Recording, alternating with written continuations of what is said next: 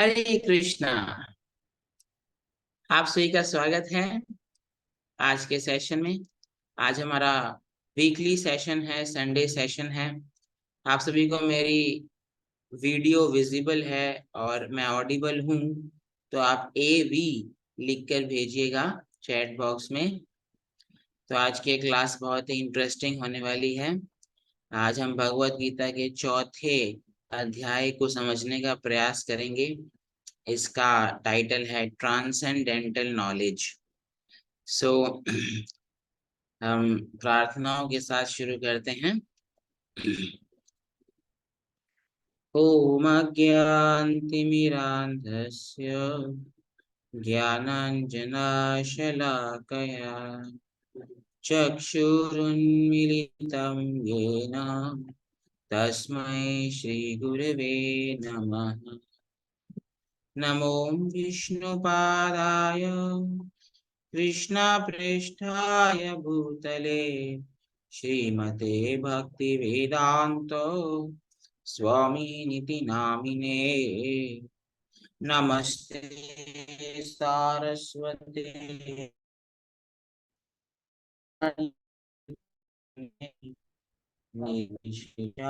शून्यवादी पाश्चात्य देश तारिणे। जय श्री कृष्ण चैतन्य प्रभु नित्यानंद श्री अद्वैत गदाधर श्रीवासादि गौर भक्त वृंद। हरे कृष्णा कृष्ण कृष्णा हरे हरे, हरे राम राम राम हरे हरे। हरे कृष्णा कृष्ण कृष्णा हरे हरे, हरे राम राम राम हरे हरे। हरे कृष्णा कृष्ण कृष्णा हरे हरे, हरे राम राम राम हरे हरे। हरे कृष्णा। तो आज की कक्षा प्रारंभ करने से पूर्व हम आज के अध्याय का एक बार पाठ करेंगे। ये भगवत गीता की साक्षात शुद्ध वाणी है, भगवान की वाणी है। इससे हमें आध्यात्मिक शक्ति, ऊर्जा और भगवान की कृपा का लाभ प्राप्त होगा। स्वयं भगवत गीता का उच्चारण इस अध्याय का, और फिर हमें इस अध्याय को समझने के लिए भी शक्ति प्राप्त होगी। तो हमारे साथ साथ उच्चारण कर सकते हैं। आपकी स्क्रीन पर श्लोक आएंगे। श्री भगवानुवाच इमं विवस्वते योगं प्रोक्तवानहमव्ययं विवस्वान्मनवे प्राह मनुरिक्ष्वाकवे ब्रवीत्। एवं परम्परा प्राप्तम् इमं राजर्षयो विदुः सकालेनेह महता योगो नष्टा परन्तप। स एवायं मया तेद्य योगः प्रोक्तः पुरातन वक्तुषि मे सखा चेति रहस्यं एतदुत्तमम्। अर्जुन उवाच अपरं भवतो जन्म परं जन्म विवस्वतः कथमेतद्विजानीयाम् त्वमादौ प्रोक्तवान् इति। श्रीभगवानुवाच बहूनि मे व्यतीतानि जन्मानि तव चार्जुन तान्यहं वेद सर्वाणि न त्वं वेत्थ परन्तप। अजोऽपि सन् अव्ययात्मा भूतानामीश्वरोऽपि सन् प्रकृतिं स्वामधिष्ठाय सम्भवाम्यात्ममायया। यदा यदा हि धर्मस्य ग्लानिर्भवति भारत अभ्युत्थानमधर्मस्य तदात्मानं सृजाम्यहम्। परित्राणाय साधूनां विनाशाय च दुष्कृतां धर्म संस्थापनार्थाय संभवामि युगे युगे। जन्म कर्म च मे दिव्यम् एवं यो वेत्ति तत्त्वतः त्यक्त्वा देहं पुनर्जन्म नेति मामेति सो अर्जुन। वीतराग भय क्रोधा मन्मया मामुपाश्रिता बहवो ज्ञान तपसा पूता मद्भावमागता। ये यथा मां प्रपद्यन्ते तांस्तथैव भजाम्यहम्। मम वर्तमानुवर्तन्ते मनुष्या पार्थ सर्वशः। काङ्क्षन्तः कर्मणां सिद्धिं यजन्त इह देवता। क्षिप्रं हि मानुषे लोके सिद्धिर्भवति कर्मजा। चातुर्वर्ण्यं मया सृष्टं गुणः कर्म विभागशः। तस्य कर्तारमपि मां विद्य कर्तारमव्ययम्। न मां कर्माणि लिम्पन्ति न मे कर्मफले स्पृहा। इति मां योऽभिजानाति कर्मभिर्न स बध्यते। एवं ज्ञात्वा कृतं कर्म पूर्वैरपि मुमुक्षुभिः कुरु कर्मैव तस्मात् त्वं पूर्वै पूर्वतरं कृतं। किं कर्म किम् अकर्मेति कवयोऽप्यत्र मोहिताः। तत्ते कर्म प्रवक्ष्यामि ज्ञात्वा मोक्ष्यसे शुभात्। कर्मणो ह्यपि बोद्धव्यं बोद्धव्यं च विकर्मणा। अकर्मणश्च बोद्धव्यं गहना कर्मणो गति। कर्म यः पश्येत् अकर्मणि च कर्म यः स बुद्धिमान् मनुष्येषु स युक्तः कृत्स्न कर्म कृत्। यस्य सर्वसमारम्भा कामसङ्कल्पवर्जिता ज्ञानाग्निदग्धकर्माणं तमाहुः पण्डितं बुधा। त्यक्त्वा कर्मफलासङ्गं नित्यतृप्तो निराश्रया। कर्मण्यभिप्रवृत्तोऽपि नैव किञ्चित् करोति सः। निराशीर्यत चित्तात्मा त्यक्तः सर्वपरिग्रहः। शरीरं केवलं कर्म कुर्वन्नाप्नोति किल्बिषम्। यदृच्छा लाभसन्तुष्टो द्वन्द्वातीतो विमत्सरा। समसिद्धावसिद्धौ च कृत्वापि न निबध्यते। गतसङ्गस्य मुक्तस्य ज्ञानावस्थितचेतसा। यज्ञाचरतः कर्म समग्रं प्रविलीयते। ब्रह्मार्पणं ब्रह्महविः ब्रह्माग्नौ ब्रह्मणाहुतं। ब्रह्मैव तेन गन्तव्यं ब्रह्म समाधिना। दैवमेवापरे यज्ञं योगिना पर्युपासते। ब्रह्माज्ञावपरे यज्ञं यज्ञेनैवोपजुह्वति। श्रोत्रादीन्द्रियाण्यन्ये संयमाग्निषु जुह्वति। शब्दादीन् विषयानन्य इन्द्रियाग्निषु जुह्वति। सर्वाणि सर्वाणीन्द्रिय कर्माणि सर्वाणीन्द्रियकर्माणि प्राणकर्माणि चापरे। आत्मसंयमयोगाग्नौ जुह्वति ज्ञानदीपिते। द्रव्ययज्ञस्तपो यज्ञा योगयज्ञस्तथा परे। स्वाध्यायज्ञानयज्ञश्च यतयः संशितव्रता। आपने जुह्वति प्राणं प्राणे पानं तथा परे। प्राणापानगतिरुद्ध्वा प्राणायामपरायणा। अपरे नियताहारा प्राणान् प्राणेषु जुह्वति। सर्वेऽप्येते यज्ञविदो यज्ञक्षपितकल्मषा। यज्ञशिष्टामृतभुजो यान्ति ब्रह्म सनातनम्। नायं लोकोऽस्ति अयज्ञस्य कुतन्यो कुरु सत्तमा। एवं बहुविधा यज्ञा वितता ब्रह्मणो मुखे। कर्मजान् विधितान् सर्वान् एवं ज्ञात्वा विमुक्ष्यसे।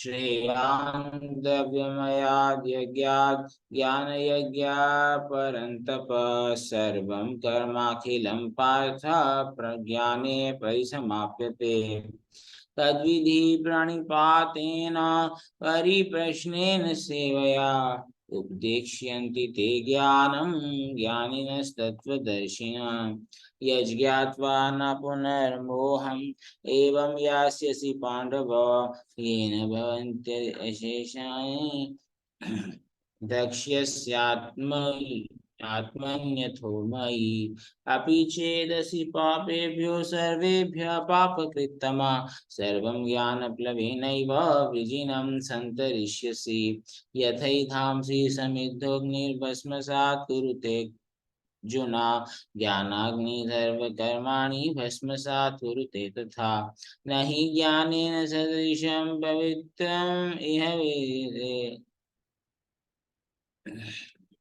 तत्स्वयं योग संसिद्ध कालेनात्मनि विन्दति श्रद्धावान् लभते ज्ञानं तत्पर संयतेन्द्रिय ज्ञानं लब्ध्वा परां शान्तिमचिरेणाधिगच्छति अज्ञश्च अश्रद्धानश्च संशयात्मा विनश्यति नायं लोकोऽस्ति न परो न सुखं संशयात्मना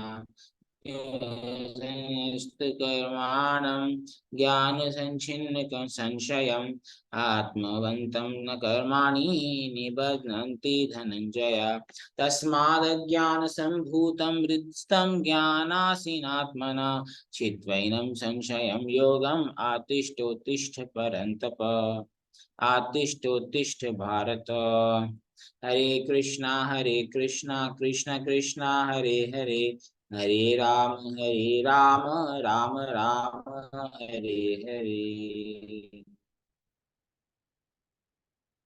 हरे कृष्णा। तो अब हमने पूरा भगवत गीता का चौथा अध्याय का पाठ किया। इससे बहुत आध्यात्मिक शब्द ध्वनि प्रोड्यूस होती है, हमारा वातावरण बहुत शुद्ध होता है, भगवान की कृपा प्राप्त होती है जिसके द्वारा हम इस अध्याय को समझ पाए। तो आज के अध्याय के बारे में हम चर्चा प्रारंभ करें इससे पहले आप हमें चैट बॉक्स में आप सभी हमें लिख के बताइए कि पिछले अध्याय का एक्रोनिम क्या बताया था हमने और उसका मीनिंग भी बताइए। ठीक है, सभी को लिखना है। हरे कृष्णा। आपके पास 2 मिनट है या 1 मिनट ही काफी है। ठीक है, आप लिखिए हरे कृष्णा।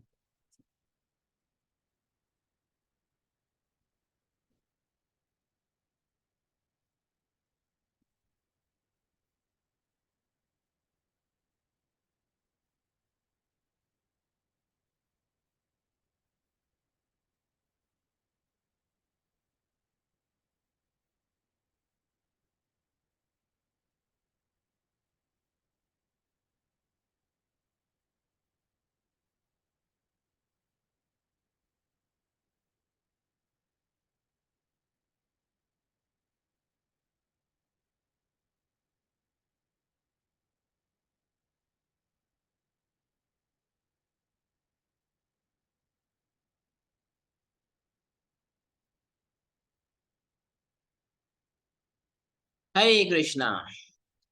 तो सही भक्तों ने बहुत उत्साह से लिखा है। हम्म, हम सबके आंसर्स पढ़ के सुनाते हैं आपको। राजेश कुमार जी कह रहे हैं tree, Ashish ji tree, Jagmohan ji tree, Pooja ji tree, Rajesh Kumar ji ने फिर उसको कम टी से त्याग, Deepshikha ji tree, Ananya Gaur ji tree, Shivam Verma, Deepshikha ji T त्याग, are rungs of yoga ladder. तो वेरी नाइस। तो आप सभी को याद है। अब हम आज का सेशन शुरू करेंगे।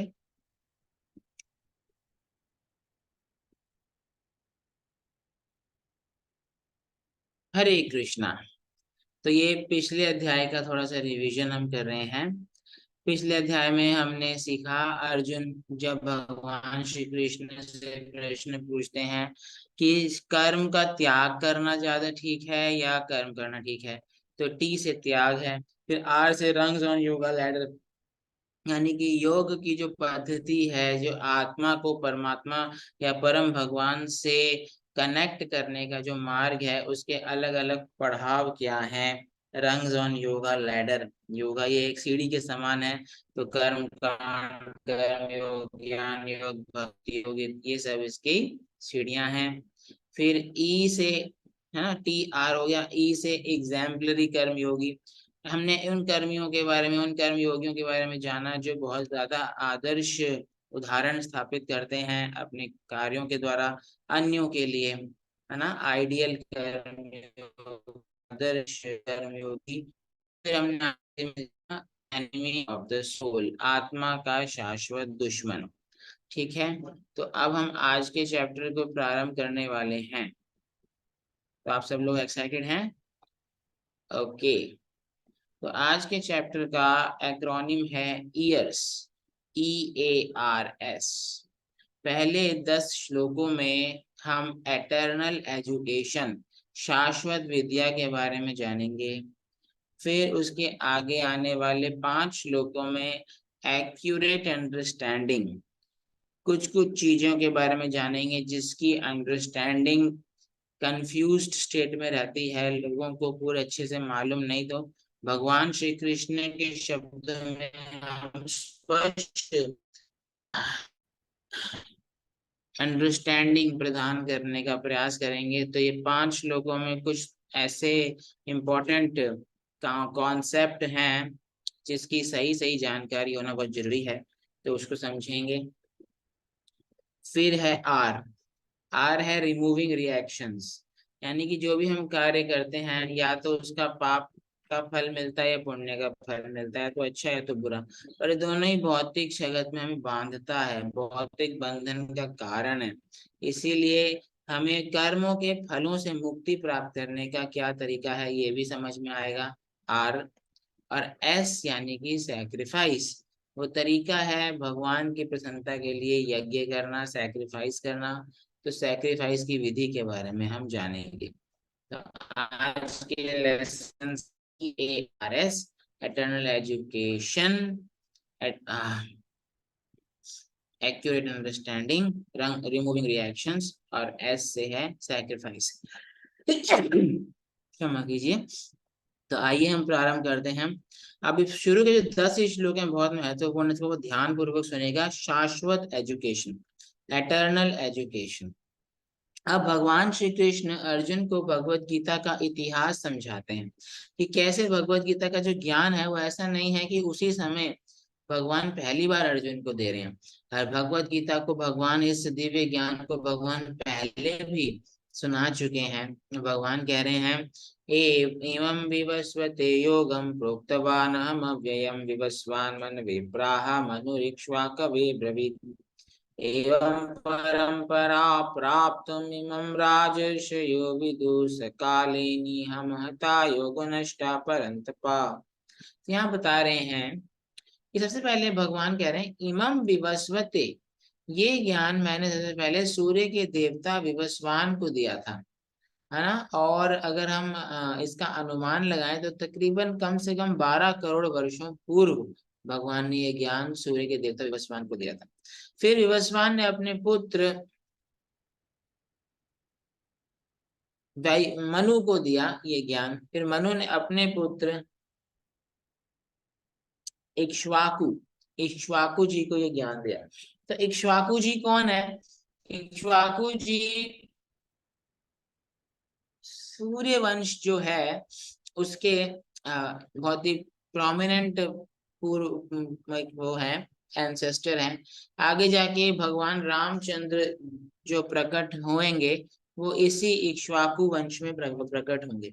तो भगवान बता रहे हैं, श्री कृष्ण भगवान बता रहे हैं कि मैंने सबसे पहले ये भगवत गीता का जो दिव्य ज्ञान है ये मैंने सबसे पहले दिया विवस्वान, जो सूर्य के देवता हैं। उन्होंने आगे अपनी संतान मनु को दिया और मनु ने आगे इक्ष्वाकु को दिया। इस प्रकार से परंपरा चली आ रही थी। लेकिन समय के साथ साथ कुछ ऐसे उपद्रवी लोगों के की संख्या बढ़ी और परंपरा टूट गई, और जो शाश्वत संदेश था, जो भगवान से आ रहा था, जिस जो पूर्ण रूप से शुद्ध था, उसमें मिलावट हो गई और वो लॉस्ट हो गया, वो खो गया। अब भगवान का संदेश अब पूरा नहीं है आ पा रहा था, परंपरा ब्रेक हो गई थी। परंपरा का एक कर्तव्य है कि जो भगवान का संदेश है उसको यथारूप आगे आने वाली पीढ़ियों को प्रदान करे। जैसे आप देख सकते हैं, भगवान श्री कृष्ण ने ब्रह्मा जी को ज्ञान दिया, ब्रह्मा जी ने नारद जी को, नारद जी ने व्यासदेव, व्यासदेव जी से फिर मध्वाचार्य, मध्वाचार्य जी से बहुत सारे अलग अलग आचार्य आए, और फिर श्री चैतन्य महाप्रभु आए और षड गोस्वामी आए। तो इन सबों के प्रयासों से गौड़ीय वैष्णव सिद्धांत जो है आज भी जीवित है। नहीं तो कलयुग इतना बढ़ गया है, इतना पॉल्यूशन है संसार में, तो कहीं ना कहीं अगर इस प्रकार से हम परंपरा नहीं होती तो फिर ये सिद्धांत लूज हो जाता, खो जाता। तो वैसे ही पहले भी जो परंपरा भगवान ने शुरू करी थी, उसके माध्यम से जो भगवान का संदेश स्पष्ट आ रहा था, तो उसमें परंपरा में कोई दिक्कत आ गई और परंपरा टूट गई। तो कह रहे हैं कि भगवान अब दोबारा से परंपरा स्थापित कर रहे हैं, और उसका पहला शिष्य, जो पहला उसका रिसिपिएंट है, उसको अर्जुन को बना रहे हैं। तो अब कोई पूछ सकता है कि भाई अर्जुन को क्यों बना रहे हैं? क्योंकि अर्जुन जो हैं पूर्ण रूप से भगवान के भक्त हैं, और उनमें किसी प्रकार का द्वेष नहीं है भगवान से, और वो भगवान की सेवा करने के तत्पर है। तो अगर हमें भी आध्यात्मिक ज्ञान प्राप्त करना है, तो हमें भी तत्पर होना चाहिए आध्यात्मिक ज्ञान प्राप्त करना। सबसे पहले हमारे अंदर बहुत ईगरनेस होनी चाहिए, तत्परता होनी चाहिए। उसके बाद फिर बाकी सारे जो गुण हैं वो हमें आ जाएंगे। तो इसीलिए भगवान ने अर्जुन को सिलेक्ट किया, क्योंकि अर्जुन भगवान के भक्त हैं और सीखना चाहते हैं, और भगवान के फ्रेंड भी हैं।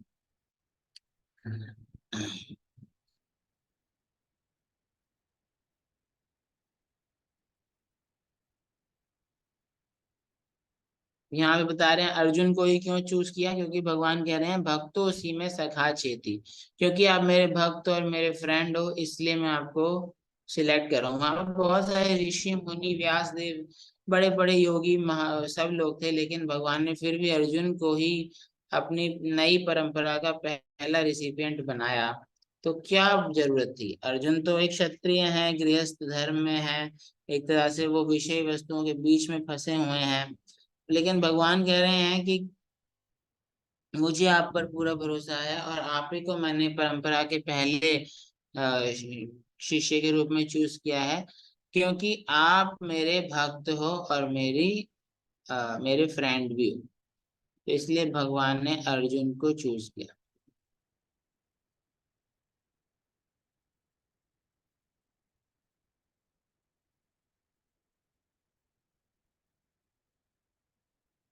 ठीक है। तो अगर हमें भी भगवान के ज्ञान को अच्छे से प्राप्त करना है, तो हमें भगवान की भक्ति को स्वीकार करना चाहिए, और भगवान के प्रति एक सेवा का भाव होना, जैसे अर्जुन का था। अर्जुन ने भगवान की आज्ञा से इतने सारे लोगों से युद्ध किया, तो हमें भी भगवान की आज्ञाओं का पालन करना चाहिए और भगवान की सेवा में जुड़ना चाहिए और भगवान की भक्ति करनी चाहिए। इस हम भगवान को समझ पाएंगे, अब भगवत गीता का ज्ञान हमारे हृदय में प्रकट होगा।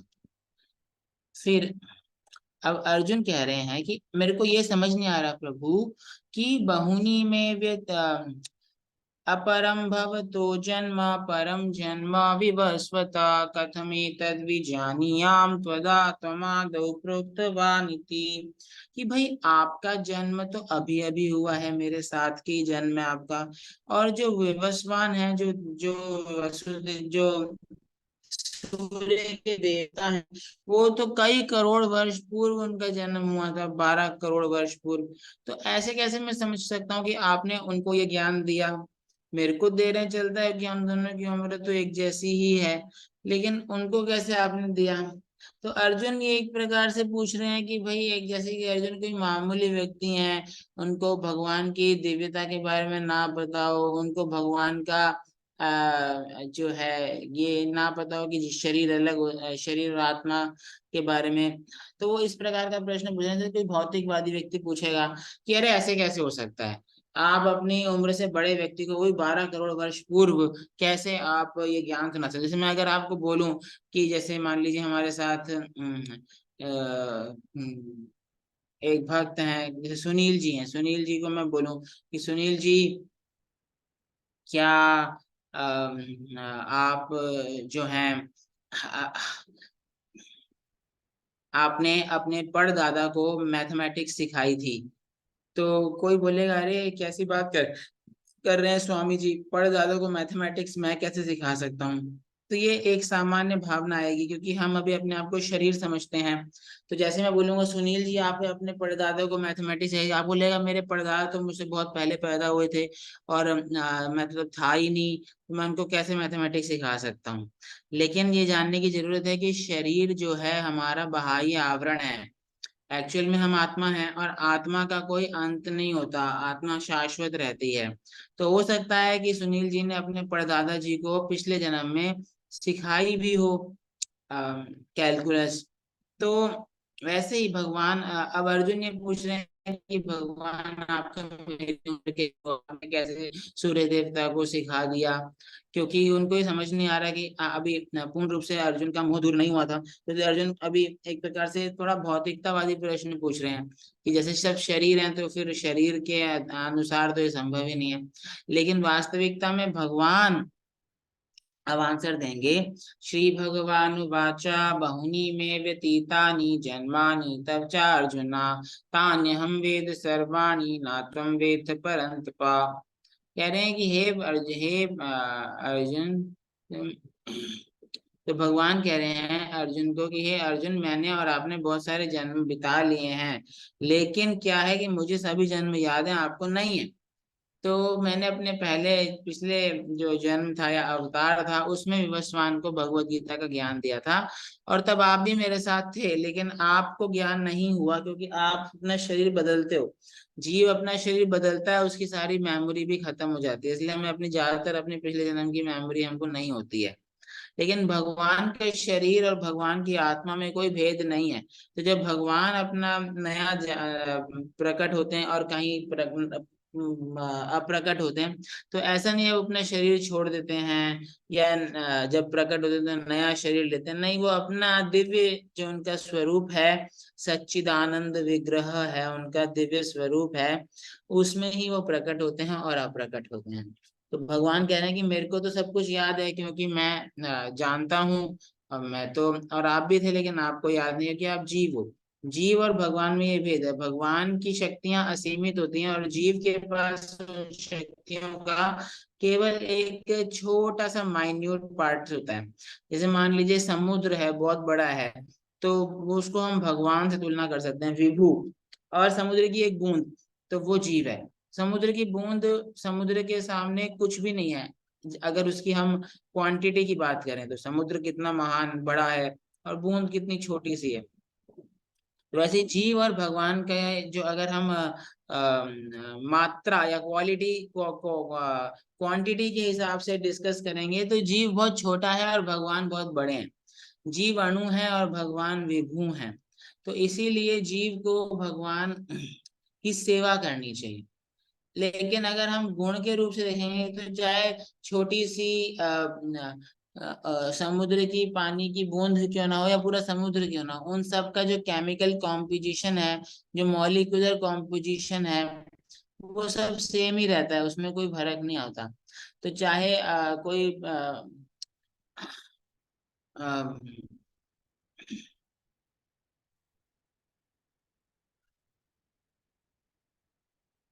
अ, भगवान की जो शक्ति है, चाहे जो मॉलिक्यूलर कॉम्पोजिशन है उसमें कोई भेद नहीं आता।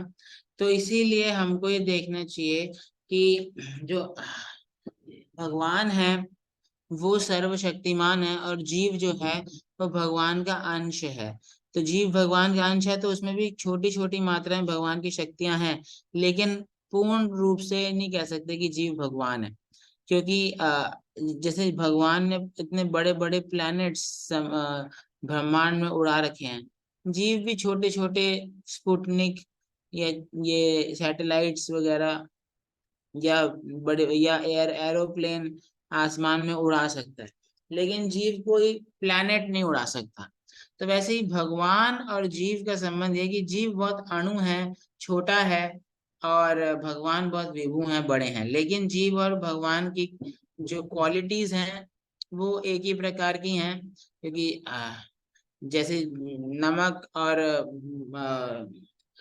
जैसे सागर और सागर की बूंद, तो ये दोनों एक जैसे हैं। तो परंतु क्वांटिटी वाइज भगवान बहुत बड़े हैं और जीव बहुत छोटा है। तो वैसे अब भगवान को अपनी सारी याददाश्त, सारी मेमोरी पता होती है, लेकिन अर्जुन जैसे जो अभी साधारण बद्ध जीव का रोल निभा रहे हैं, अर्जुन भी ज्ञान अज्ञानता के भाग नहीं है, अर्जुन शुद्ध भक्त है, अर्जुन को भी सारा ज्ञान है। लेकिन अभी भगवान ने अपनी शक्ति से अर्जुन को अज्ञानता में डाला है, ताकि उनके माध्यम से भगवत गीता भगवान बोलें और उस सब का भगवत गीता का लाभ हम जैसे लोग उठा पाए। तो अब भगवान कह रहे हैं कि भाई मैं जो हूँ विचित्र, मैं विशेष हूँ, मैं कोई साधारण मनुष्य की तरह नहीं हूँ कि मेरा शरीर और मेरी आत्मा अलग होगी। मेरा शरीर मेरी आत्मा अभिन्न है और हम पूर्ण रूप से आध्यात्मिक हैं, भगवान ने बताया। तो इसीलिए भगवान को सब कुछ याद रहता है, उन्होंने कब किसको कहाँ भगवत गीता सुनाई अर्जुन भूल जाते हैं, कि एक जन्म के बाद जब शरीर चेंज होता है तो पूरी याददाश्त जो है वो मिट जाती।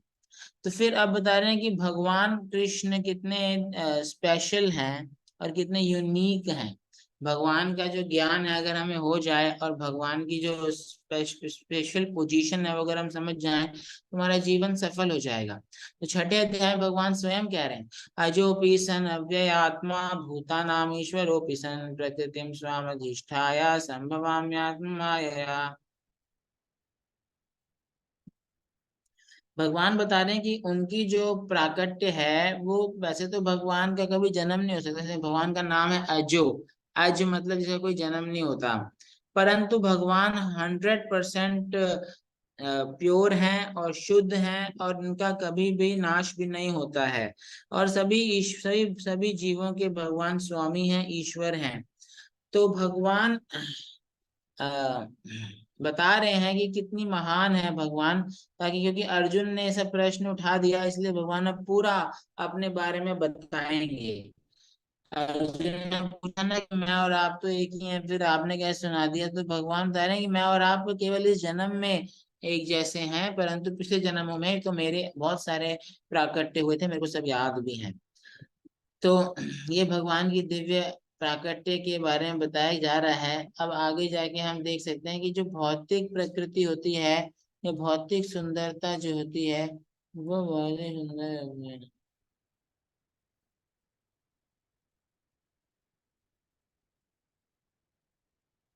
क्षमा कीजिएगा। हम्म। तो अब हम ये देखेंगे कि भगवान की जो सुंदरता है वो भौतिक सुंदरता से बिल्कुल अलग है। तो जैसे हम देखते हैं कि ओरिजिनल सुंदरता है भगवान की, एक्चुअली वो आदि पुरुष हैं और सुंदर हैं। तो जैसे ये ओरिजिनल मार्बल लगा हुआ है किसी घर में, तो कितना ये विशेष रूप से सुंदर लग रहा है। और ये डुप्लीकेट चिपका हुआ मार्बल है या कारपेट है, तो ये थोड़ा सा आर्टिफिशियल लग रहा है और इसमें वो बात नहीं है। तो भगवान की सुंदरता बहुत ही दिव्य होती है, आध्यात्मिक होती है। भौतिक जगत की सुंदरता केवल केवल वो एक क्या बोलेंगे, पैकेजिंग की तरह होती है या कोटिंग की तरह होती है। जैसे जैसे शरीर बूढ़ा होता जाता है वैसे वैसे वो सुंदरता भी लुप्त होती जाती है, लेकिन भगवान की सुंदरता में बुढ़ापे का कोई प्रभाव नहीं पड़ता। भगवान शाश्वत रूप से सुंदर रहते हैं, 16 साल की उनकी नित्य आयु है। इसलिए भगवान जब धरती पे लीला करते हैं तो आप देखते होंगे कि भगवान बचपन से बढ़ते जाते हैं, लेकिन एक बार एक आयु तक पहुंचने के बाद उनकी आयु नहीं बढ़ती। 16 साल की उम्र उनकी शाश्वत आयु है। और जब भगवान इस धरती पे भगवान कृष्ण उपस्थित भी थे, तो वो 125 वर्ष प्रकट रहे, परंतु 125 वर्ष में भी वो बिल्कुल 16 साल के युवा और सुंदर पुरुष लग रहे थे। फिर हम देखते हैं ये असली नोट है, असली बैंक करेंसी है, इसकी वैल्यू है। और दूसरी जगह ये है जाली नोट, जिनकी कोई वैल्यू नहीं होती। वैसे ही भगवान की सुंदरता या भगवान का जो सब कुछ है भगवान के बारे में, भगवान के गुण, भगवान की लीलाएं, भगवान के ज्ञान, ये पूर्ण रूप से सत्य है। और इससे हमें असली लाभ प्राप्त होगा। और दूसरी ओर अगर हमें जाली नोट मिल जाए तो हमें लॉस होगा, हमारी बैंक बैलेंस का लॉस होगा। तो जाली तो जो संसार में हम चीजें करते फिरते हैं वो इस प्रकार से है, वो फेक है, और उसमें असली संतुष्टि भी नहीं है। अब ये देखिए, ये असली आम का जूस है, मैंगो है, और यहाँ पे नकली मैंगो, ये प्लास्टिक वाला। तो ये भगवान असली ब्यूटीफुल व्यक्ति हैं। और संसार में देखिए व्यक्ति का जन्म होता है तो उसकी ब्यूटी बिल्कुल ही वो एक तरह से बहुत ही गंदगी में जन्म लेता है। तो भगवान के बारे में अगर आप जान जाते हैं कि भगवान कितने महान है और भगवान की जो स्थिति है वो जीव से कितनी विलक्षण है। अर्जुन ने पूछा कि भगवान, मैं और आप तो एक जैसे हैं, आप, मैं कैसे समझ लूं कि आपने और हम दोनों का जन्म तो बाद में हुआ है, तो विवस्वान को कैसे आपने, तो भगवान ने कहा कि विवस्वान तो मैंने सुना है पिछले जन्म में, और मैं अपने सारे जन्म याद रखता हूँ, पर आप भूल जाते हो कि आप जीव हो। ये सब भगवान की गुणावली है कि भगवान हमेशा दिव्य रूप से सुंदर रहते हैं, भगवान हमेशा ओरिजिनल पर्सन है। और जीव जो है वो भौतिक संसार में आर्टिफिशियल सुंदरता ढूंढ रहा है, और या फिर किसी प्रकार से आर्टिफिशियली सुख सुख ढूंढ रहा है जो मिल नहीं पाता। इसीलिए हमको ये जानना चाहिए कि भगवान के बारे में अगर हम समझ जाएंगे कि भगवान कितने दिव्य हैं, भगवान श्री कृष्ण की स्थिति कितनी महान है। जन्म कर्म च मे दिव्यम एवं यो वेत्ति तत्वता त्यक्त्वा देहम पुनर्जन्मा नेति मामेति सो अर्जुना।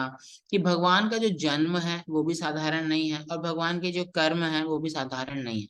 अगर हम भगवान के जन्म और कर्म की दिव्यता को या उनके एक्स्ट्रा ऑर्डिनरी ट्रांसेंडेंटल कैरेक्टरिस्टिक्स को समझ जाएंगे तो हम हमेशा हमेशा के लिए इस भौतिक संसार के बंधन से मुक्त हो जाएंगे, जन्म मृत्यु के चक्र से मुक्त हो जाएंगे, और भगवान के धाम को प्राप्त कर लेंगे।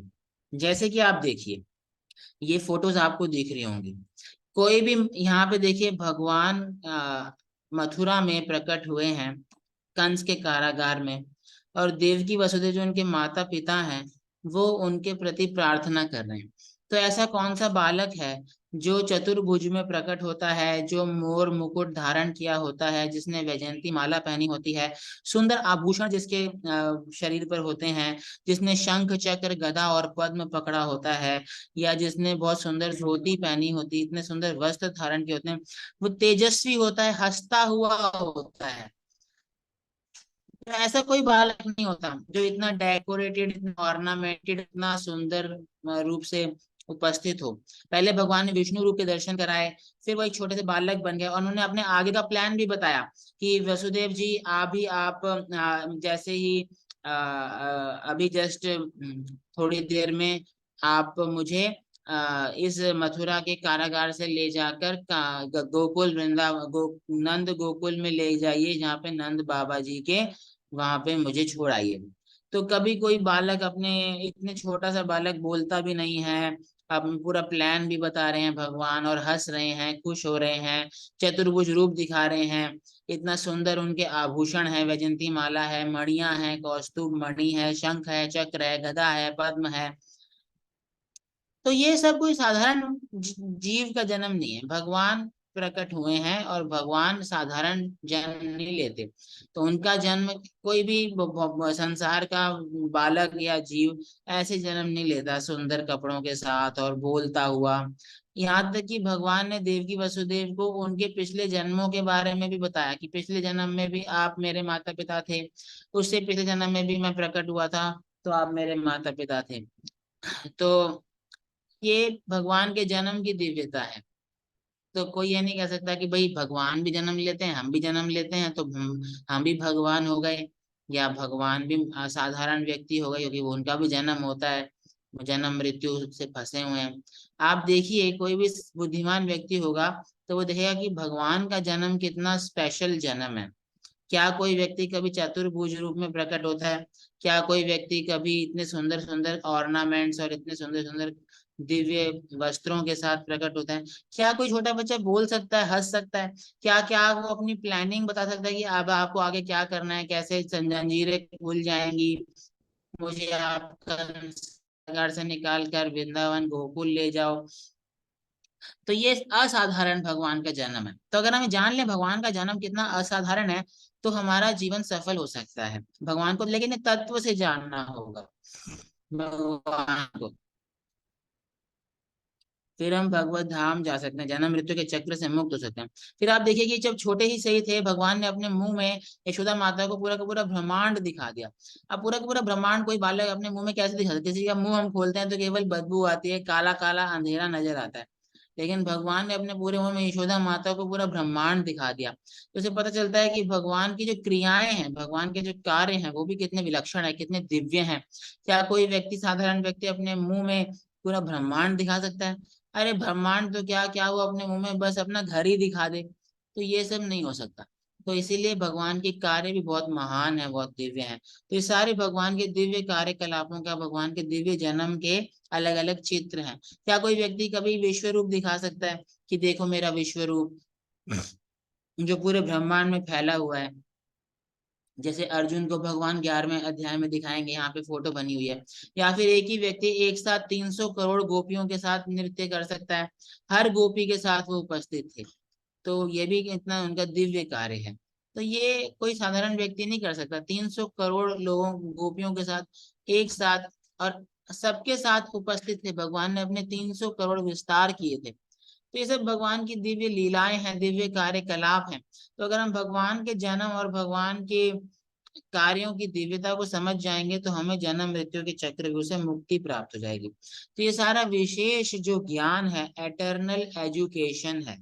ये एटर्नल एजुकेशन परंपरा के माध्यम से हमें प्राप्त होती है, और भगवान का दिव्य ज्ञान हमको मिलता है। और इसको जब हम प्राप्त कर लेते हैं, तो हम अपना एटर्नल लाइफ प्राप्त कर लेते हैं। इसलिए इसको एटर्नल एजुकेशन बोलते हैं। संसार में जो एजुकेशन हमको मिलती है, वो टेम्पररी एजुकेशन होती है, और इससे हमारे टेम्पररी जीवन के कुछ फायदे हो सकते हैं। लेकिन एटर्नल एजुकेशन से हमें एटर्नल लाइफ हमारी मिल सकती है। एटर्नल एजुकेशन गीता का ज्ञान है, और ये भगवान का जो दिव्यता है, भगवान के जन्म की और कर्म की, उसके बारे में हम बताता है। तो अब आज का दूसरा लेसन है एक्यूरेट अंडरस्टैंडिंग। तो संसार में सामान्य रूप से तीन प्रश्न लोगों को सताते रहते हैं कि भाई, अगर एक ही लक्ष्य है, भगवान एक ही है, तो इतने सारे अलग अलग मार्ग क्यों हैं? और एक ही लक्ष्य तक प्राप्त करने के लिए क्या सभी अलग अलग मार्ग, कोई भी सारे मार्ग, अलग अलग मार्ग क्यों ना हो? क्या वो सभी एक ही लक्ष्य तक पहुंचते हैं? दूसरे बारे में बात होती है कि भाई, इतने सारे, अगर भगवान एक ही है, तो और हमें भगवान के पास जाना है, तो इतने सारे अलग अलग देवी देवता क्यों होते हैं? और तीसरा कि जो ये कास्ट सिस्टम है, जातिवाद है, ये शोषण, ब्राह्मण क्षत्रिय वैश्य शूद्र, ये शोषण की विधि तो नहीं है? तो ये तीन प्रकार के आक्षेप वैदिक साहित्य के ऊपर लगते हैं। तो एक एक करके हम आपको समझाते हैं। तो देखिए, भगवान श्री कृष्ण बता रहे हैं, ये यथा माम प्रपद्यन्ते तां तथैव भजाम्यहम्, मम वर्तमानुवर्तन्ते मनुष्या पार्थ सर्वशः। कि देखिए, भगवान को अगर कोई व्यक्ति, भगवान कह रहे हैं, जैसे जैसे कोई व्यक्ति मेरी तरफ मेरे को अप्रोच करता है, वैसे वैसे मैं उसको परिणाम प्रदान करता हूँ। यानी कि अगर और कह रहे हैं कि जितने भी अलग अलग मार्ग हैं, वो अलग अलग दिशाओं में जाते हैं, परंतु अल्टीमेटली वो मेरे पास आते हैं। यानी कि अब इसको आप ऐसे समझिए कि हर मार्ग एक लक्ष्य पे नहीं जाता। हर मार्ग का, ऐसा नहीं कह सकते कि भाई क्या सारे मार्ग एक ही लक्ष्य पे जाते हैं। तो एक तरह से इसका आंसर रॉन्ग है। मतलब सारे मार्ग एक लक्ष्य पे नहीं जाते। जैसे मान लीजिए, जैसे अभी मैं दिल्ली में हूँ, तो अगर मुझे चेन्नई जाना है, तो चेन्नई की ट्रेन पकड़ूंगा। अगर मुझे जम्मू जाना है तो जम्मू की ट्रेन पकड़ूंगा। अगर मुझे कैलकाटा जाना है तो कैलकाटा की ट्रेन पकड़ूंगा। या उल्टा लीजिए, चेन्नई जाने वाली ट्रेन मुझे कैलकाटा नहीं लेके जाएगी, जम्मू जाने वाली ट्रेन ही मुझे कैलकाटा नहीं लेके जाएगी। तो अलग अलग मार्ग हैं, एक जम्मू जाने वाली ट्रेन है, एक कैलकाटा जाने वाली ट्रेन है, एक चेन्नई जाने वाली ट्रेन है। तो हम ये नहीं कह सकते कि तीनों ट्रेनें तीनों की तीनों ट्रेनें कैलकाटा जाती हैं। कैलकाटा जाने की ट्रेन कैलकाटा वही जाएगी, जो कैलकाटा जाने वाली ट्रेन ही कैलकाटा जाएगी। और जम्मू जाने वाली ट्रेन जम्मू जाएगी। और चेन्नई जाने वाली ट्रेन चेन्नई जाएगी। परंतु अब इसमें क्या है कि हम हमारा अलग अलग मार्ग अलग अलग लक्ष्य की तरफ लेके जाते हैं।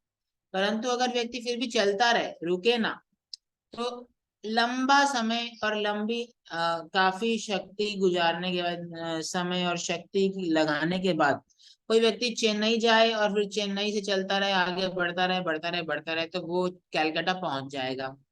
वैसे ही जम्मू जाए, चलता रहे चलता रहे चलता रहे, तो फिर वो कैलकाटा पहुंच जाएगा। तो ऐसे क्या है कि अल्टीमेटली व्यक्ति उस लक्ष्य तक पहुंच सकता है, परंतु एक बुद्धिमान व्यक्ति सबसे इफेक्टिव और एफिशिएंट मार्ग चुनता है। इसीलिए हर मार्ग सही अलग अलग लक्ष्य की तरफ जाता है। हाँ, एक ही लक्ष्य पे पहुंच सकते हो बहुत ही इनएफिशिएंट तरीके से। जैसे एक और उदाहरण आप ले सकते हैं, अगर भारत से हमको मान लीजिए जापान जाना है, तो एक है डायरेक्ट फ्लाइट हम लें और टुवर्ड्स ईस्ट जाएं, भारत से ईस्ट की तरफ फ्लाइट बुक करें और जापान जाएं। और कोई बोले नहीं नहीं जी, चाहे ईस्ट जाओ चाहे वेस्ट जाओ, सभी फ्लाइटें जापान जाती हैं, तो ये सही नहीं है। वेस्ट जाने वाली फ्लाइट जो है वो जापान जाएगी, परंतु बहुत लंबे समय और बहुत सारी शक्ति के अपव्यय से जाएगी।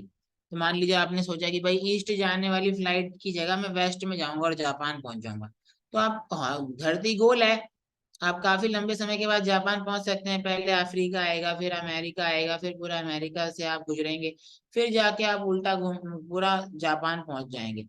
परंतु ये उल्टा रास्ता है। तो हालांकि सारे रास्ते एक गोल तक पहुंच सकते हैं, परंतु सामान्यतया बुद्धिमान व्यक्ति इफेक्टिव और एफिशिएंट रास्ता चूज करता है, ना कि कोई भी रास्ता। अगर हमको दिल्ली से कलकत्ता जाना है तो कोई बुद्धिमान व्यक्ति जम्मू नहीं जाएगा, और कोई बोलेगा नहीं नहीं जम्मू भी चले जाओ तो भी कलकत्ता पहुंच जाओगे, तो ये थोड़ा बुद्धि की कमी है। तो इसीलिए सारे रास्ते एक लक्ष्य तक पहुंच सकते हैं, परंतु फिर भी, हाँ, इफेक्टिव रूप से हम देखेंगे तो हर रास्ता अलग अलग लक्ष्यों तक ही पहुंचता है। दूसरा कॉन्सेप्ट है, अगर बहुत सारे देवी देवता हैं, बहुत सारे भगवान एक हैं, तो बहुत सारे देवी देवताओं की क्या जरूरत है, हम भगवान की वर्शिप क्यों नहीं कर लेते। तो क्योंकि भगवान कह रहे हैं कांक्षंत कर्मणाम सिद्धिम यजंत यह देवता क्षिप्रम ही मानुषे लोके सिद्धिर्भवति कर्मजा। कि एक्चुअली लोग चाहते हैं कि उनकी जितनी भी इच्छाएं हैं ना जल्दी जल्दी पूरी हों, उनको ज्यादा वेट ना करना पड़े। पर भगवान के पास जाते हैं, भगवान कृष्ण इच्छा पूरी करने से पहले व्यक्ति को योग्य बनाते हैं, और योग्य बनाने में थोड़ा टाइम लगता है। ये मान लीजिए आपको अगर डॉक्टर बनना है, बहुत बड़ा डॉक्टर बनना है, तो डॉक्टर बनने से पहले आपको एग्जाम क्लियर करना पड़ेगा, आपको ट्रेनिंग लेनी पड़ेगी, 5 साल लगाने पड़ेंगे, एमबीबीएस करना पड़ेगा, तब जाके आप डॉक्टर बनेंगे। आपको यह है मेरे को इतना लंबा चौड़ा टेंशन नहीं लेनी, मेरे को बस आप एक हफ्ते में ही एमबीबीएस की डिग्री दिला दो, और फिर मैं डॉक्टरी करूंगा और पैसे कमाऊंगा, अपना क्लिनिक खोलूंगा, यह करूंगा वो करूंगा। तो अगर कोई व्यक्ति मान लीजिए ऐसा चाहता है कि बिना योग्यता के ही उसको सुविधा मिल जाए, बिना योग्यता के ही उसकी इच्छा पूरी हो जाए, वो योग्य है नहीं, डिजर्व करता नहीं है, और उसको मिल जाए, तो वो बहुत बड़ा अपने लिए भी अपना भी नुकसान कर सकता है और दूसरों का भी नुकसान कर सकता है। जैसे कि ये डॉक्टर, मान लीजिए वो किसी को ब्राइब दे के डिग्री ले लेता है, एमबीबीएस की डिग्री ले लेता है और 5 साल बचा लेता है। परंतु जब वो डॉक्टर, क्योंकि उसने डॉक्टर बनने की योग्यता प्राप्त नहीं की है, बस उसने किसी ना किसी तरीके से जुगाड़ लगा के बस अपना डिग्री ले ली है, और अब वो डॉक्टरी मान लीजिए क्लिनिक खोल के डॉक्टर का प्रैक्टिस करने लगता है, तो कितना लोगों का वो नुकसान कर बैठेगा, और कितने सारे लोग जो हैं गलत इलाज के चक्कर में फंस जाएंगे। तो भगवान हमारी भौतिक इच्छाओं को पूरा करने से पहले हमें योग्य बनाते हैं, ताकि हम अपना भी नुकसान ना करें और दूसरों का भी नुकसान ना करें। और योग्य बनने में टाइम लगता है, हृदय शुद्ध करते हैं भगवान। तो हम अपनी इच्छाओं के लिए भगवान कृष्ण के पास भी जा सकते हैं, लेकिन हमारी इच्छाएं वो तभी तक पूरी नहीं, तब तक पूरी नहीं करते जब तक हम शुद्ध नहीं हो जाते, और उन सुविधाओं का या उन भौतिक उपलब्धियों का सदुपयोग करना नहीं सीख जाते। क्योंकि देखिए, शक्ति अगर किसी को प्राप्त हो, सुविधा प्राप्त हो, उपलब्धियां प्राप्त हो, तो वह व्यक्ति उसके द्वारा भ्रष्ट हो सकता है। जैसे दुर्योधन, दुर्योधन को जैसे ही शक्ति प्राप्त हुई, जैसे ही उसको कुछ राजा बनाया गया, तो उसने पांडवों के ऊपर और सबके ऊपर कितना अत्याचार करना शुरू कर दिया। परंतु दूसरी ओर जब युधिष्ठिर महाराज को शक्ति प्राप्त हुई, तो उन्होंने सबका सम्मान किया, हालांकि और धृतराष्ट्र का भी पूरा सम्मान किया, जिसने पूरे जीवन पांडवों का वध करने के लिए प्लानिंग की थी। तो इसीलिए बहुत जरूरी है, कोई भी उपलब्धि, कोई भी सुविधा, ये उससे पहले हमारा एक योग्यता होना जरूरी है। परंतु अब कुछ लोग होते हैं, भाई जल्दी जल्दी चाहिए हमको, हमें वेट नहीं करना, तो फिर वो लोग क्या करते हैं, भगवान श्री कृष्ण के पास नहीं जाते, देवी देवताओं के पास चले जाते हैं, जैसे शिव जी हो गए, ब्रह्मा जी हो गए। जैसे रावण को बहुत शक्ति चाहिए थी, तो उन्हें ब्रह्मा जी की तपस्या की, विष्णु की तपस्या कोई नहीं करता था। वैसे ही हिरण्यकशिपु को शक्ति चाहिए थी, तो ब्रह्मा जी की तपस्या की। वैसे ही यहाँ पे जो फोटो बनी हुई है, यहाँ पे एक भस्मासुर है। ये भस्मासुर भी चाहता था, कोई बहुत बड़ा वरदान चाहता था, लेकिन वो वरदान प्राप्त करके लोगों को सताना चाहता था। पर वो इतना कठोर तपस्या कर रहा था कि इतनी कठोर तपस्या कि अपने शरीर के टुकड़े ही वो अग्नि में डाल रहा था शिव जी को प्रसन्न करने के लिए। तो शिव जी प्रसन्न होके भाई आ गए, बेसिकली शिव जी बड़े चिंतित हो गए, भाई ये क्यों अपना अपना शरीर बर्बाद कर रहा है। तो आ गए और शिव जी ने उसको पूरा उसके शरीर को दोबारा से जोड़ दिया, और उसको बोला, अरे भाई क्यों आप इतने वो हो रहे हो, क्या चाहिए। तो शिव जी को बोला, जी ऐसा करो आप ना मेरे को ये वरदान दे दो कि मैं जिसके भी सिर पे हाथ रखूं उसका सिर जो है फट जाए। तो शिवजी ने थोड़ा सोचा, ये तो बहुत ही बेकार वरदान है, इससे तो सिर्फ लोगों का नुकसान होगा और लोग बहुत ही वो हो जाएंगे, ये दहशत फैलाएगा। लेकिन शिवजी ने क्या किया, भाई ठीक है आपने तपस्या की है, तो मेरा तो कर्तव्य है, जो तपस्या करता है उसको मेरे को वरदान देना ही होता है, तो मैं बंधा हुआ हूँ अपने कर्तव्य से। तो शिवजी ने वरदान दे दिया, भाई ठीक है, आप जिसके ऊपर भी हाथ रखो उसका सिर फट जाए। तो अब इस व्यक्ति का पहला टारगेट पता है कौन था, कि भाई किसके ऊपर वो पहला एक्सपेरिमेंट करेगा, हाँ जी वरदान ठीक है नहीं ठीक, किसके ऊपर वो पहला हाथ रखना चाहता था। चैट बॉक्स में लिख के बताइए, आपके पास 10 सेकंड है।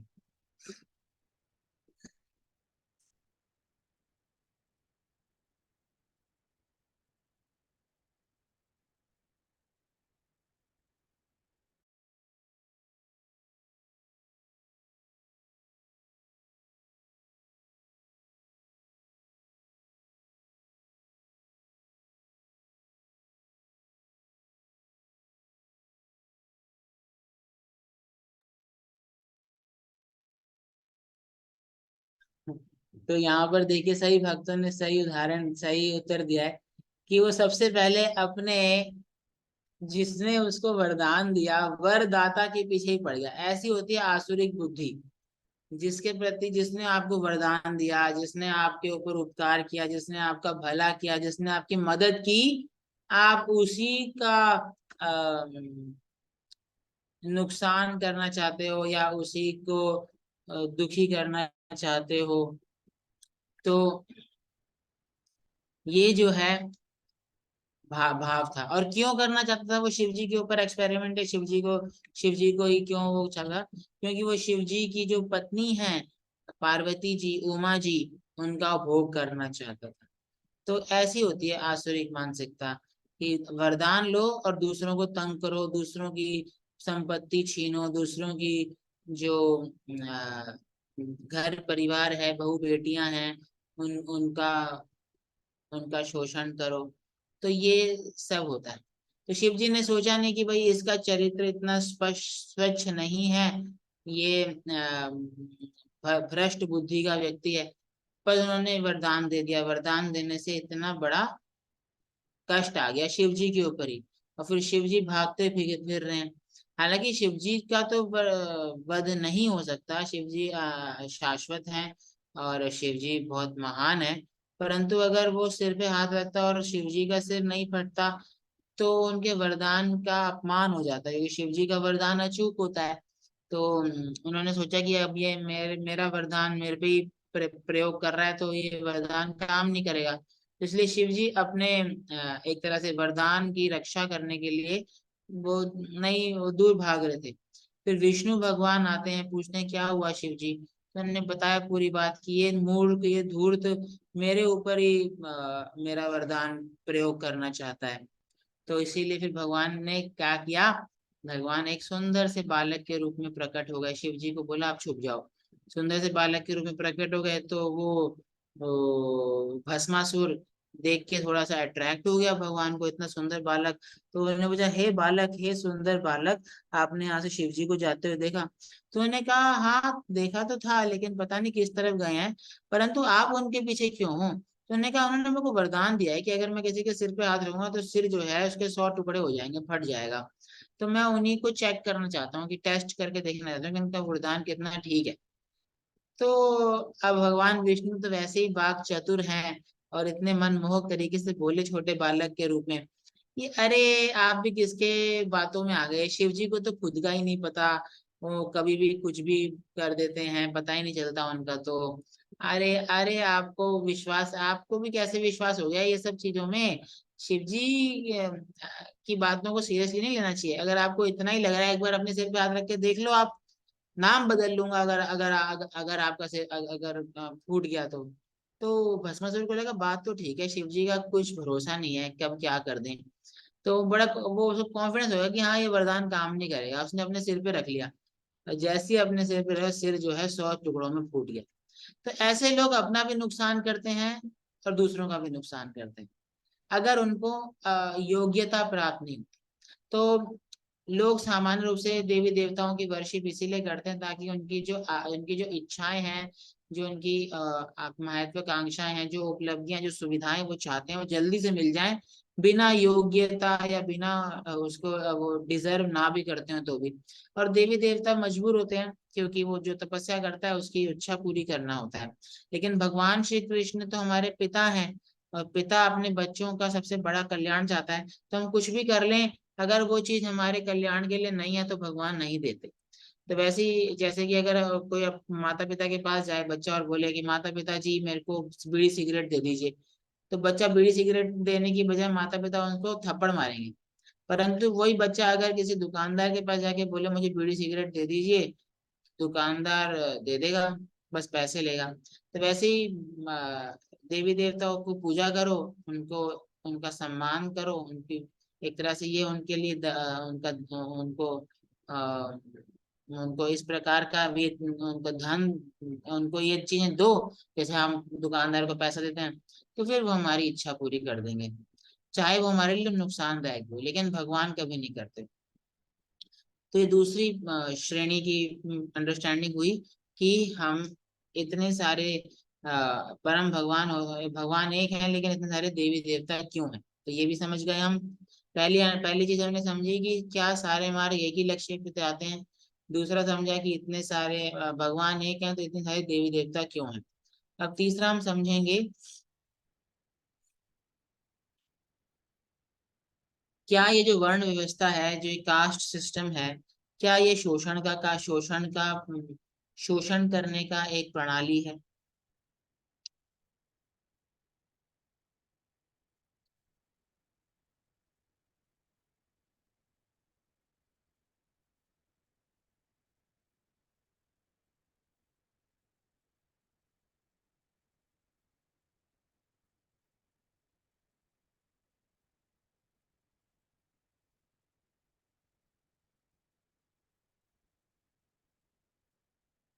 सामान्य रूप से लोग बोलते हैं कि जो है ऊंची जाति के लोग नीची जाति के लोगों का शोषण करते हैं, उनको उनके अधिकार नहीं देते, और बहुत ही ये बहुत भेदभाव की अ, ये भेदभाव की सिस्टम है। लेकिन ये कास्ट सिस्टम जो है ये साइंटिफिक सिस्टम है। एक्चुअल में इसको कास्ट सिस्टम नहीं बोलते, ये तो अंग्रेजी में बोल दिया गया है। इसको बोलते हैं वर्ण आश्रम। और ये स्वयं भगवान श्री कृष्ण ने ही बनाया है। चातुर्वर्ण्यम मया सृष्टम गुण कर्म विभागश तस्य कर्तारम इमाम विद्य कर्तारम अव्ययम। क्या मतलब हुआ इसका कि एक्चुअल में आप देखिए, संसार में चार प्रकार के लोग होते हैं। वो चार प्रकार के लोग अपने अपने गुणों और अपनी अपनी क्वालिटीज, अपने अपने टैलेंट्स के हिसाब से होते हैं। जैसे कोई व्यक्ति बहुत अच्छा विचारशील व्यक्ति होता है, बुद्धिमान व्यक्ति होता है, साइंटिस्ट टाइप का व्यक्ति होता है, फिलोसोफर होता है, वो थ्योरी बनाता है, दिशा निर्देश देता है, तो वो ब्राह्मण जैसा है। कोई व्यक्ति संसार में होता है, वो पुलिस का काम करता है, मिलिट्री का काम करता है, लोगों की रक्षा करता है, और गवर्नमेंट चलाता है, एडमिनिस्ट्रेशन करता है, मैनेजमेंट करता है, तो ये क्षत्रिय का काम कर रहा है वो। और कोई व्यक्ति धन उपार्जन करता है, एंटरप्रेन्योर बनता है, बहुत बड़ा इंडस्ट्रियलिस्ट बनता है, तो वो व्यक्ति वैश्य का कार्य कर रहा है। और कोई व्यक्ति बाकी सबकी मदद करता है, लेबर का कार्य करता है, उसको मेहनत करता है, सबको लाभ, सबकी हेल्प करता है, तो वो शूद्र का कार्य कर रहा है।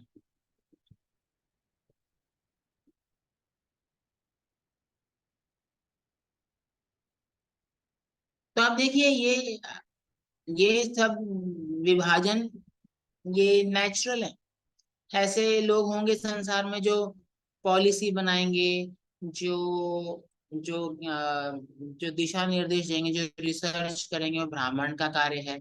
दूसरे होते हैं जो प्रोटेक्ट करते हैं, सेना का कार्य करते हैं या पुलिस का कार्य करते हैं, तो क्षत्रिय का कार्य कर रहे हैं। फिर कोई उत्पादन करते हैं, बिजनेस करते हैं, वैश्य कार्य, और बाकी कुछ लेबर का कार्य करते हैं, मेहनत करते हैं, और बाकी तीनों की मदद करते हैं, अलग दूसरे वर्णों की मदद करते हैं। तो इसमें कोई भेदभाव नहीं है, इसमें अपनी अपनी गुण है, अपनी अपनी प्रतिभा है। समस्या तब होती है जब हम उसको जन्मजात कर देते हैं कि भाई आप इस जन्म के हो तो आप ये नहीं कर सकते, तो वो गलत है। तो भगवान ने जो ये बनाया है वर्ण व्यवस्था, ये लोगों के गुणों के, उनकी उनके टैलेंट्स के हिसाब से है, और जिसको जो जो जिसके काबिल है वो करता है। और इसको हम एबॉलिश भी नहीं कर सकते। आप किसी भी संस्था को देख लीजिए, किसी भी ऑर्गेनाइजेशन को देख लीजिए, ये चार प्रकार के डिविजन्स होते ही हैं। तो इसीलिए इसमें कोई एक्सप्लॉइटेशन नहीं है। एक्सप्लॉइटेशन है जब हम इसको जन्मजात कर दें। तो जन्मजात आप ये नहीं बोल सकते भाई मैं वकील हूं तो मेरा, मैं डॉक्टर हूं तो मेरा बेटा भी डॉक्टर होगा। उसकी सुविधा मिल सकती है डॉक्टर बनने की, कंपेयर टू दूसरे जिस जो डॉक्टर नहीं है, उनके बच्चों को शायद कम सुविधा मिले, और जो जो डॉक्टर है उसके उनके बच्चों को ज्यादा सुविधा मिले डॉक्टर बनने की, क्योंकि उन पिताजी उनको गाइड कर सकते हैं, उस वातावरण में लेके जा सकते हैं। परंतु अल्टीमेटली बच्चों को खुद ही डॉक्टरी करनी पड़ेगी, क्वालिफाई होना पड़ेगा, एमबीबीएस की डिग्री प्राप्त करनी पड़ेगी, तब ही जाके वो डॉक्टर कहलाएंगे। केवल अपने पिताजी के नाम से डॉक्टर नहीं बनना जाता। तो इसलिए ये जन्मजात करने से गड़बड़ होती है। नहीं तो ये सब ये चीजें बहुत ही वैज्ञानिक हैं, इनको निकाला नहीं जा सकता। समाज में चार प्रकार के लोग आपको हमेशा मिल ही जाएंगे, चाहे आप वैसे हटा भी दो, ये हर जगह मिलेंगे। भारत ही नहीं, पूरे विश्व में मिलेंगे। साइंटिस्ट भी होंगे, मिलिट्री पर्सन्स भी होंगे, और बिजनेसमैन भी होंगे, और लेबरर्स भी होंगे। तो यही वो सब व्यवस्था है, इसमें कोई एक्सप्लॉइटेशन नहीं है। बस हाँ, आगे जब इसको रबर स्टैम्प कर दिया जाता है जन्मजात, तो वो फिर गलत है। तो ऐसा नहीं होना चाहिए। और भगवान ने ऐसा किया भी नहीं है। भगवान ने बोला है गुण कर्म विभाग। व्यक्ति अपने गुण और अपने टैलेंट्स या अपने कार्यों के अनुसार उसका अ, उसका जो है वो निर्धारित होता है, उसका ड्यूटी या उसका प्रोफेशन। ठीक है, अब हम आगे बढ़ते हैं। तो ये एक्यूरेट अंडरस्टैंडिंग 3 प्रकार की हो गई। पहली कि अगर अलग अलग मार्ग हैं तो क्या उनका लक्ष्य एक हो सकता है, तो हमने जाना नहीं, अलग मार्ग हैं तो अलग अलग लक्ष्य ही होंगे इफेक्टिव रूप से।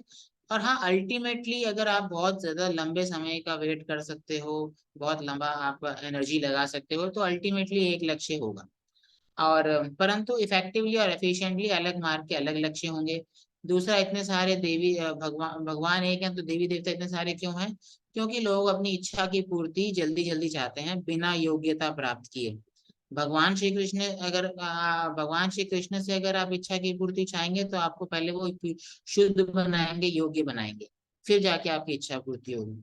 परंतु देवी देवताओं के पास आप जाइए, पूजा अर्चना कीजिए या उनकी उनके उपासना कीजिए और वो जल्दी से आपकी इच्छा पूरी कर देंगे, चाहे आप योग्य हो चाहे ना हो।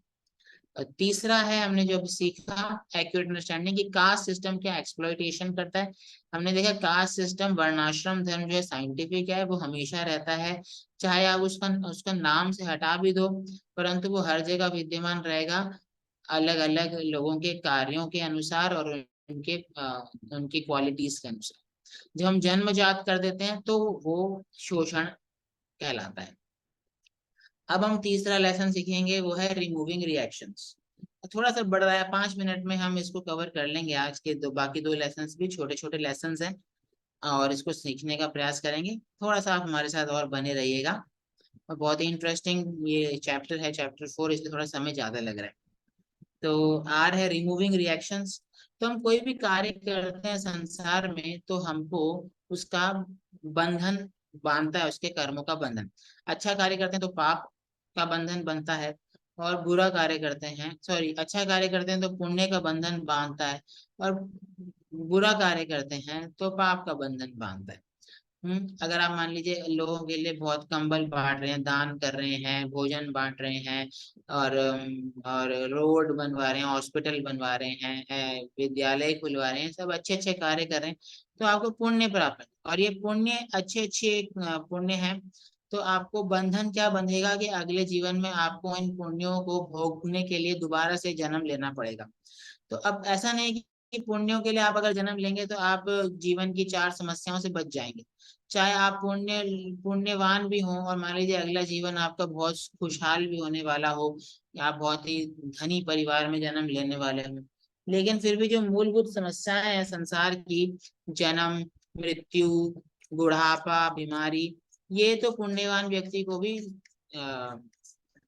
फेस करनी ही पड़ती। तो ये बंधन का ही कारण है, पुण्य भी। और पाप तो है ही, अगर आप पाप करेंगे और सताएंगे लोगों को तो आपको अगले जीवन में उसका कष्ट भोगना पड़ेगा।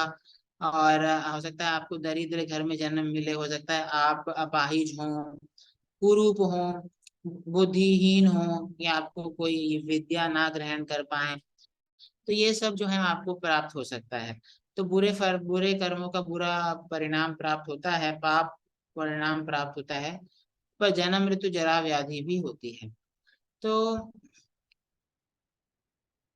अब अगर हम चाहते हैं कि हमें हमें कर्मों का फल ही ना मिले, हम ऐसे कार्य करें कि अल्टीमेटली हम बंधे ही ना और जन्म मृत्यु के चक्र से ही मुक्त हो जाएं, क्योंकि हम देखते हैं कि पुण्य भी बांधता है जन्म मृत्यु में और पाप तो बांधता ही बांधता है। तो हम हमेशा के लिए मुक्त हो जाएं, ऐसे कोई कर्म करें। तो वो क्या कर्म होते हैं वो हम जानेंगे। वो कर्म होते हैं भगवान की प्रसन्नता के लिए किए गए कर्म, भगवान की सेवा के लिए किए गए कर्म। जैसे कि आप देखिए, बैंक में कोई कैशियर होता है, तो बैंक में जो कैशियर होता है वो उसके पास लाखों रुपया आता है, वो क्या गिनता है, बैंक के बिहाफ पर गिनता है और सारा का सारा बैंक में जमा कर देता है। तो अब इसमें उसका खुद का कोई भी बंधन नहीं है, ना वो अपने पास रख रहा है कुछ, ना वो अपनी जेब से कुछ दे रहा है, वो बस अपने बैंक के कार्य को कर रहा है, बैंक के बिहाफ पे कर रहा है। तो वो बंध नहीं रहा, उसमें उसको कोई पनिशमेंट नहीं मिलेगी। सिमिलरली कोई जैसे सोल्जर है, अगर उसको उसके उसके कमांडर ने बोला कि आप दुश्मनों का को मारो, तो अगर कोई सोल्जर युद्ध भूमि में अपने 20 दुश्मनों को मारता है तो उसको बहादुरी का चक्र मिलता है, परमवीर चक्र मिलता है। उसको हत्या हत्या के आरोप में सजा नहीं मिलती, बल्कि उसको अपने सुपीरियर के ऑर्डर का अ, बहादुरी से पालन करने के लिए चक्र मिलता है, पुरस्कार मिलता है। पर वही व्यक्ति अगर अपने घर आकर अपने पड़ोसी से झगड़ा कर ले और पड़ोसी को मार डाले, तो फिर उसको दंड मिलेगा, तो उसको उसको पाप लगेगा, उसको दंड मिलेगा। क्यों? क्योंकि पहले जब उसने लोगों का वध किया था, शत्रु का वध किया था, तो उसने अधिकारी के कहने पे किया था। अभी उसने क्या किया? अपने मन मर्जी से कर दिया है। तो जब हम अपनी मन मर्जी से चलते हैं तो हमें पाप पुण्य लगता है, कर्म लगता है।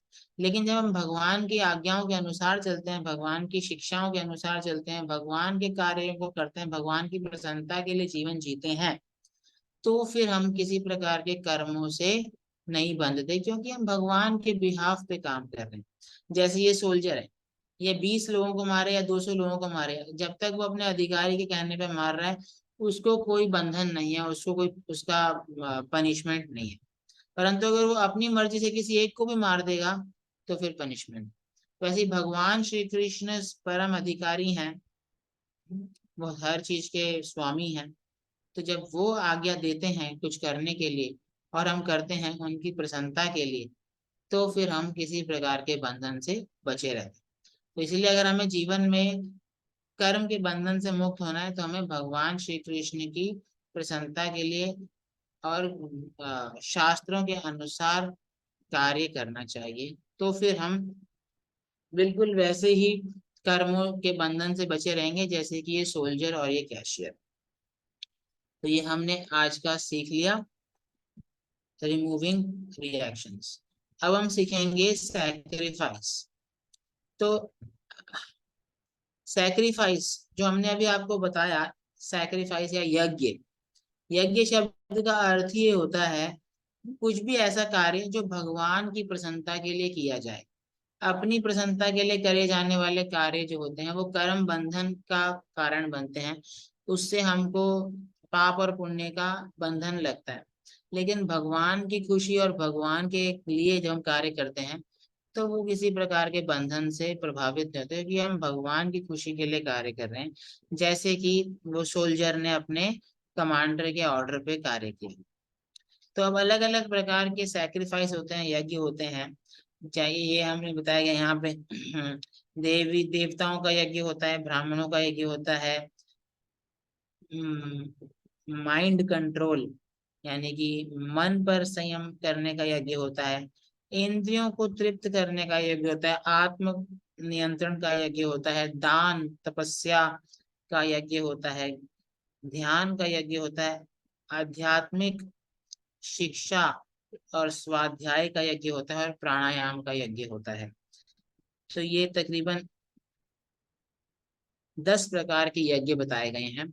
ये सारे यज्ञ बेसिकली एक छोटी सारांश में बताएं तो ये सभी वो सारे कार्य हैं भगवान के निर्देशों के अनुसार किए जाने वाले, भगवान की शिक्षाओं के अनुसार, भगवान के बनाए गए नियमों के अनुसार जब हम कार्य करते हैं, तो वो यज्ञ बन जाते हैं। तो ये 10 प्रकार के यज्ञ बताए गए हैं। अगर हम इन यज्ञों के अनुसार अपना जीवन जिएंगे तो हमारा जीवन शुद्ध होगा, और हम कर्म के बंधन से भी मुक्त हो जाएंगे, और हमें और बंधन नहीं लगेगा। तो कुल मिला के आज हमने ये चार लेसन्स पर डिस्कशन किया, जिसका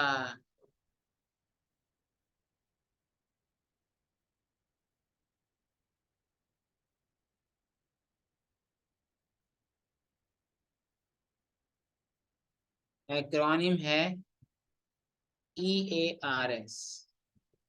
ई से एटर्नल एजुकेशन, ए से एक्यूरेट अंडरस्टैंडिंग, आर से रिमूविंग रिएक्शंस, और एस से सैक्रिफाइसेस।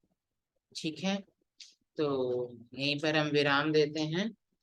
थोड़ा सा आज समय ज्यादा लगा, लंबा अध्याय था, थोड़े कुछ इंपॉर्टेंट कॉन्सेप्ट्स कवर करने पड़े, इसीलिए। तो अब हम आप सभी के लिए एक अटेंडेंस शीट लॉन्च कर रहे हैं, और क्विज भी आपको उसमें ही भरना है। पहले पहले के दो प्रश्नों में नाम और नंबर आपको लिखना है अपना, और तीसरा प्रश्न क्वेश्चन है क्विज का जो हम आपको भेज रहे हैं। तो क्वेश्चन क्या है वो मैं बोल रहा हूँ, आप इसको ध्यानपूर्वक सुनिए और इसका आंसर लिखिए। आज के अध्याय का शॉर्ट फॉर्म क्या था, और उसमें पहले अक्षर और आखिरी अक्षर का क्या मतलब था। आज के अध्याय का शॉर्ट फॉर्म क्या था, और पहले अक्षर और आखिरी अक्षर का क्या मतलब था। तो ये आप इसमें जल्दी से भर दीजिए। किसी का कोई प्रश्न है तो वो हमें हमारे व्हाट्सएप नंबर पर पूछ सकते हैं। क्योंकि क्लास थोड़ी सी लंबी हो गई है, इसलिए हमको यहाँ पे विराम देना पड़ेगा। पर हम अपना व्हाट्सएप नंबर आपके लिए चैट बॉक्स में लिख रहे हैं, तो आप हमारे व्हाट्सएप नंबर पर पूछ सकते हैं। अगर किसी भक्त को अटेंडेंस शीट भरने में दिक्कत आ रही हो, या नहीं खुल रहा हो लिंक, या पोल नहीं चल रहा हो, तो भी आप अपना अटेंडेंस और क्विज का आंसर आप हमको हमारे व्हाट्सएप पर भेज दीजिए। क्विज एक ही है, पूजा जी पूछ रहे हैं क्विज कब भरना है।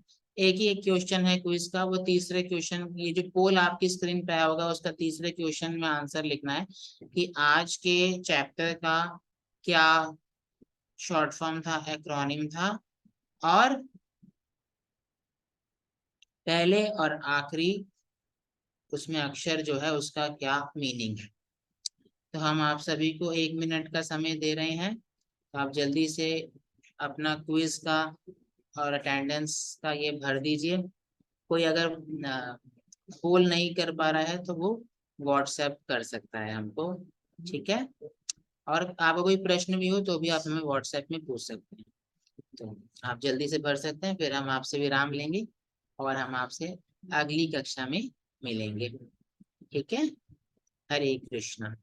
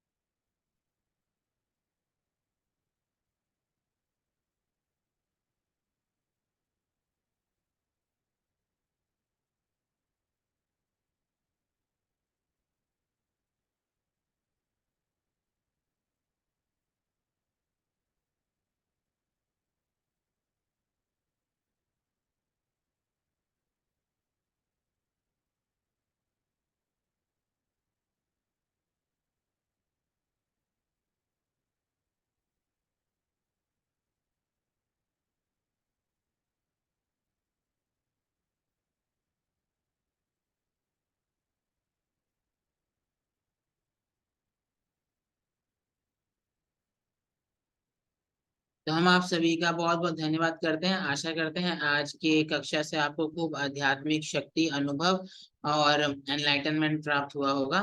तो हम यहीं पर विराम देते हैं। आप सभी का बहुत बहुत धन्यवाद। हरे कृष्णा।